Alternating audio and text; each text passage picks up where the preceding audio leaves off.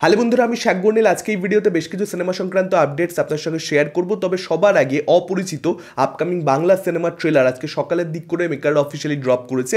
ঋত্বিক চক্রবর্তী, ঈশা সাহা এবং অনির্বাণ চক্রবর্তী অভিনীত, জয়দীপ মুখার্জি পরিচালিত এই বাংলা ছবিটার ট্রেলার নিয়ে এখন কথা বলবো। ট্রেলারটার ভালো দিক খারাপ দিক নিয়ে আলোচনা হবে। সবার আগে ট্রেলার দেখে গল্প সম্পর্কে যেটা বুঝতে পেরেছি সেটা নিয়ে যদি আলোচনা করি, এখানে ঋত্বিক চক্রবর্তীর যে ক্যারেক্টার, তার একটা অ্যাক্সিডেন্ট হয়েছে এবং সেই অ্যাক্সিডেন্টের আগে বা পরে কেউ বা কারা তার উপরে অ্যাটাক করেছে এবং সেটার জন্য ঋত্বিক চক্রবর্তীর ক্যারেক্টারের মেমোরি লস হয়ে গেছে। সে আগের কথা পুঙ্খানুপুঙ্খভাবে আর সব কিছু মনে করতে পারছে না। এবার এই অ্যাটাকটার পেছনে কে বা কারা রয়েছে সেটা জানবার জন্য এখানে অনির্বাণ চক্রবর্তীর ক্যারেক্টার তদন্ত করছে।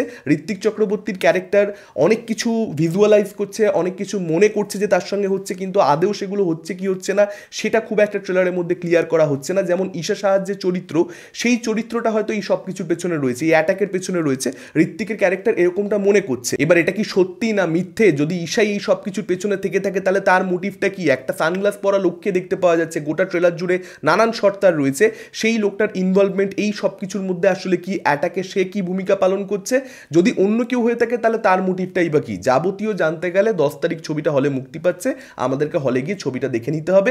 এখন এটা একটা সাইকোলজিক্যাল থ্রিলার হবে, যে জনরাটা আমাদের বাংলাতে খুব বেশি হয় না, যে কারণে অবশ্যই এই ছবিটা দেখবার প্রতি একটা ইন্টারেস্ট তৈরি হচ্ছে। কিন্তু ট্রেলারটাকে না খুব বাজেভাবে কাটা হয়েছে, খুব অ্যাব্রাপ্টলি ট্রেলারটা এগোতে থাকে।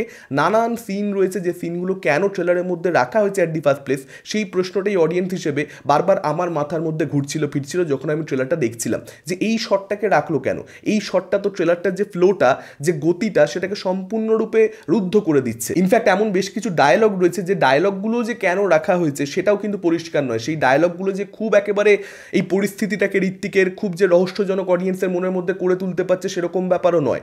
পরপর কিছু অদ্ভুত শট, পরপর কিছু অদ্ভুত ডায়লগ একটার পর একটা আসতে থাকছে, আনতাবড়িভাবে ট্রেলারটা এগোতে থাকে। ফলত ট্রেলারটা বাজেভাবে ডিজাইন করবার জন্য কিন্তু এই ট্রেলারটা খুব যে ইম্প্যাক্ট আমার উপরে রাখতে পেরেছে সেরকম ব্যাপার নয়। তবে হ্যাঁ, ছবিটা ভালো হতে পারে। অনেক ক্ষেত্রে আমরা দেখতে পাই যে ভালো ছবির খুব পুয়োর একটা ট্রেলার, খুব খারাপভাবে ট্রেলারটাকে ডিজাইন করেছে, সেটা অনেক ক্ষেত্রে হতে পারে। ফলত ছবিটা দেখবার অবধি আমাদেরকে অপেক্ষা করতে হবে ছবিটাকে নিয়ে কমেন্ট করবার জন্য। তবে ট্রেলারটা কিন্তু আমার জন্য জমেনি। এখানে ব্যাকগ্রাউন্ড মিউজিকের কাজ ডিসেন্ট, যে গানটা একদম শেষভাগে ব্যবহার করা হয়েছে সেটাও ডিসেন্ট। মানে এখানে যে সমস্ত দৃশ্য আমরা দেখতে পাচ্ছি তার সঙ্গে যে মিউজিক, তার কোনো তালমিল নেই আর কি, যে কারণে আর কি ট্রেলারটা আমার জন্য অতটা বেশি ওয়ার্ক করেনি। এবং এই যে গল্পটা, ট্রেলার দেখে যেটা মনে হচ্ছে, যে এই যে মিস্টেরিয়াস ক্যারেক্টারটা সানগ্লাস পরে ঘুরে বেড়াচ্ছে সব জায়গাতে, তার সঙ্গে ঈশা সাহার চরিত্রের একটা পরকীয়ার সম্পর্ক, সেটার জন্যই কোথাও একটা এখানে সাফার করতে হচ্ছে ঋত্বিকের ক্যারেক্টারকে, তার উপরে অ্যাটাক হচ্ছে, তারও অ্যাক্সিডেন্ট হয়ে যাচ্ছে।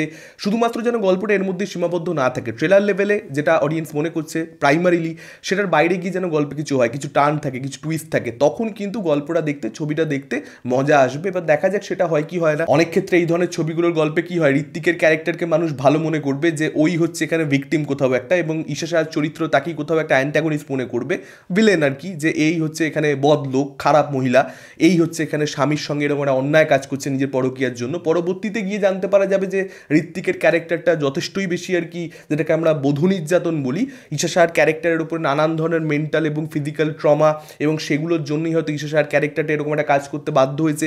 লাস্টে গিয়ে হয়তো আমরা রিয়েলাইজ করলাম যে এখানে ঈশা সাহার ক্যারেক্টারটি আসলে ভিকটিম, এবং ঋত্বিকের ক্যারেক্টারটার সঙ্গে যা হয়েছে সেটা কোথাও একটা ঋত্বিকের ক্যারেক্টারটা কোথাও ডিজার্ভ করে। মানে সেই এত বাজে লোক যে এরকমটা একটা স্টেপ আর কি ঈশা সাহার চরিত্রকে নিতেই হতো, সেরকমও কিন্তু আমরা দেখতে পেতেই পারি। ফলত এর বাইরে গিয়ে যদি কিছু হয় গল্পে, তাহলে ডেফিনেটলি অডিয়েন্স হিসেবে আমি সেটা দেখতে এনজয় করবো। আচ্ছা, এবার যদি চলে আসি ডিরেক্টলি সিনেমা সংক্রান্ত আপডেটসে, প্রথম আপডেটটা সালমান খানের সিকান্দারকে কেন্দ্র করে কয়েকদিন আগে এয়ার মুরুগদাস পরিচালিত এই ছবিটার টিজার মুক্তি পেল। টিজার বলা ভুল, গ্লিমস বলতে পারেন, অ্যানাউন্সমেন্ট বলতে পারেন। কোথাও একটা গোটা সিনেমার নানান দৃশ্য দেখতে পেয়েছিলাম ওখানে আমরা, সেটা তো ব্যাপারটা একেবারেই নয়, আশা সেটারই ছিল। খুব একটা ভালো রেসপন্স যে সকলের থেকে ওই টিজারটা পেয়েছে তা কিন্তু একেবারেই নয়, অনেক দর্শকের কিন্তু খুব একটা টিজারটা জমেনি সত্যি বলতে। এখন এই ছবিটার 5,000 স্ক্রিনে হিন্দি রিলিজ হবে শুধুমাত্র, অর্থাৎ হিন্দি ভাষাতে ছবিটার মুক্তি 5,000 স্ক্রিনে হবে গোটা দেশ জুড়ে, এরকমটাই কিন্তু আপডেট রয়েছে। অন্যান্য ভাষার আপডেট এখন অবধি পাওয়া যায়নি যে সেগুলো কত স্ক্রিনে আসবে না আসবে, তবে 5,000 স্ক্রিনে শুধুমাত্র হিন্দিতে, অর্থাৎ একটা ওয়াইড রিলিজ কিন্তু এই ছবিটা পেতে চলেছে। এবং ঈদের সময় সালমান খান একটা ছবি নিয়ে আসছে মানে, যেখানে ভরপুর অ্যাকশন থাকবে, সেটা যে এরকম বড়োভাবেই রিলিজ হবে এটা সত্যি বলতে বোঝবার জন্য আপডেটের দরকার পড়ে না। এটা এটা একটা জানা গল্প, এটা তো হবেই। এবার যদি ছবিটার ট্রেলার একবার ওয়ার্ক করে, কারণ টিজার দিয়ে আসলে, এবং এটা হয়তো ছবির অংশ হবে না, ফলত এটা কতটা ওয়ার্ক করছে না করছে তাদের ছবির কোয়ালিটি ডিপেন্ড করে না আসলে। ফলত যদি ট্রেলারটা ভালো হয়, টিজারটা এরপরে যেটা আসবে আসল টিজার, যেখানে আমরা ছবির নানান শট দেখতে পাবো, আশা করছি মেকাররা সেটা আনবে।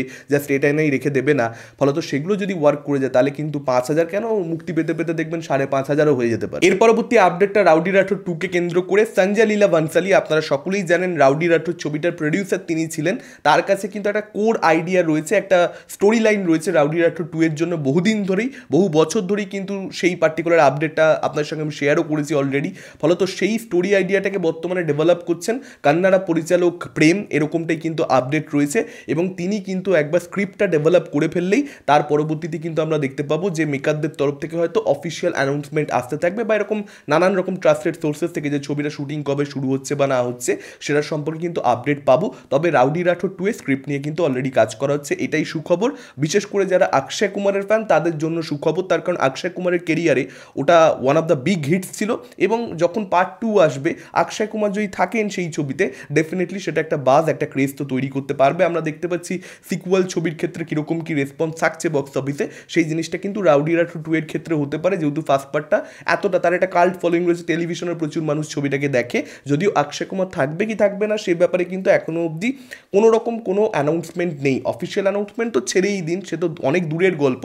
কোনো রকম ট্রাস্টেড সোর্সেস থেকে যে অক্ষয় কুমারই থাকবে সেরকম কিন্তু কোনো আপডেট নেই। যেটা জানতে পারা যাচ্ছে অক্ষয়ও থাকতে পারে, তার সঙ্গে সঙ্গে অন্য কোনো হিরোও থাকতে পারে, মানে এরকম হতে পারে যে আক্কি থাকলোই না অন্য একটা হিরো, অথবা 2 হিরো ফিল্মও হতে পারে যে আক্কিও থাকলো এবং অন্য কোনো হিরোও থাকলো। ফলত সম্পূর্ণটাই ধোঁয়াশার মধ্যে রাখা হয়েছে, দেখা যাক শেষ অবধি কী হয়। তবে আক্কির থাকাটা দরকারি বলে আমি মনে করি, রাউডি রাঠোর 2 হলে আক্কি থাকুক। এর পরবর্তী আপডেটটা জিতকে কেন্দ্র করে, আপনারা সকলেই জানেন সুপারস্টার জিতের আপকামিং সিনেমা হচ্ছে লায়ন, পরিচালক হচ্ছেন রায়হান রফি, ভারত এবং বাংলাদেশের যৌথ প্রযোজনা।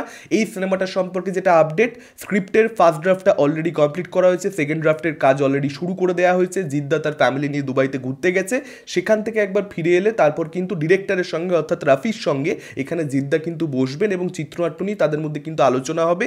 এবং এটাও আপনাদেরকে জানিয়ে রাখি যে এই পার্টিকুলার সিনেমাতে অভিনয় করবার জন্য যেহেতু Raihan Rafi rough and tough জিতকে পর্দায় তুলে ধরতে চাইছেন অডিয়েন্সের সামনে, যে কারণে কিন্তু জিদ্দা এখানে চুল বড় করতে চলেছেন। যদিও তিনি ওজন কমাবেন কিনা চরিত্রের জন্য সে ব্যাপারে কিন্তু কোনো আপডেট নেই, তবে এটা নিশ্চিত থাকতে পারেন এখানে কিন্তু জিদ্দার আমরা একটা ডিফারেন্ট লুক দেখতে পেতে চলেছি। মার্চ মাসে 2025 সালে এই ছবিটা শুটিং জিদ্দা শুরু করে দেবেন, এরকমটাই আপডেট আসছে। যদি সেটা হয় কে বলতে পারে পরের বছর দুর্গাপুজো উইকেন্ডে বা ক্রিসমাস উইকেন্ডে, যে সময় জিদ্দা নর্মালি আসে না নিজের ছবি নিয়ে, কিন্তু সেই সময় বাংলা ছবি খুব ভালো পারফরমেন্স বক্স অফিসে দেখায়, রমরমিয়ে চলে, সেই সময়টা হয়তো জিদ্দা 2025-এ টার্গেট করলো, কে বলতে পারে। মার্চ মাসে শুটিং শুরু হচ্ছে যখন এনিথিং ইজ পসিবল, এবং এই ছবিটার শুটিংয়ের জন্য কিন্তু মালয়েশিয়া এবং থাইল্যান্ডে যাওয়া হবে, রেকি করা হবে, লোকেশন বাছাই করা হবে, অর্থাৎ ছবিটার গল্প কিন্তু একটা পর্যায়ে বিদেশে থাকবে, সেটা এখান থেকে পরিষ্কার হয়ে যাচ্ছে। যদি না গান কোথায় শ্যুট করা হবে সেটার জন্য রেকি করা হয়, কারণ জিদ্দার ছবিতে বিদেশে গান থাকে, এবার সেই জিনিসটা যদি করা হয় তাহলে আলাদা ব্যাপার। তবে আমি চাইবো যে সেই জিনিসটা যেন আর না করা হয়, যে গোটা ছবিটা এখানে চলছে জাস্ট গানটার জন্য সেট পিস বাইরে চলে যাওয়া হলো, সেই জিনিসটা না করা হলেই আমার মনে হয় বেটার হয়। আজকের দিনে দাঁড়িয়ে এই জিনিসগুলোর মধ্যে এবারে চেঞ্জ আনাটা দরকার প্রত্যেকের, সেটা জিদ্দা হোক যারা যারা অন্যরা করছে প্রত্যেকের চেঞ্জ আনা দরকার। আপনাদের কি মতামত এই আপডেটগুলোকে কেন্দ্র করে? কোন আপডেট নিয়ে আপনারা সবচেয়ে বেশি এক্সাইটেড? ডেফিনেটলি কমেন্ট করে আমাদের জানাতে পারেন। এই ভিডিওটা ভালো লাগলে লাইক করতে পারেন, শেয়ার করতে পারেন, আমাদের চ্যানেল নতুন হলে চ্যানেলটাকে অবশ্যই সাবস্ক্রাইব করতে পারেন। আজকের মতন টাটা, চোখ রাখুন পরবর্তী ভিডিওতে।